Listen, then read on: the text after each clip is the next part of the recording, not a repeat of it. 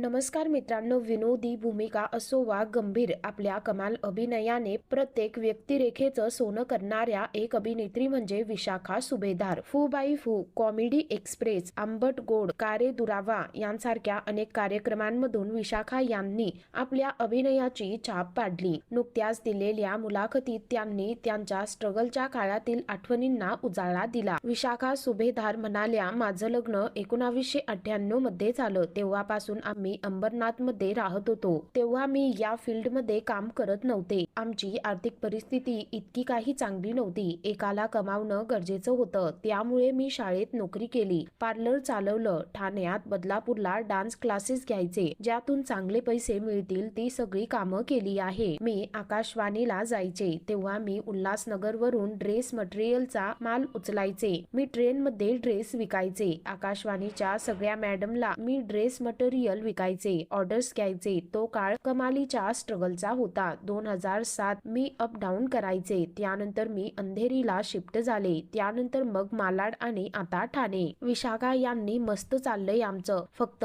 लढ म्हणा, हरिश्चंद्राची फॅक्टरी, अरे आवाज कुणाचा, बालक पालक, ए रे ए पैसा यांसारख्या सिनेमांमध्येही त्यांनी काम केलं. तर मित्रांनो, तुम्हाला अभिनेत्री विशाखा सुभेदार आवडतात का? खाली कमेंट करून नक्की कळवा.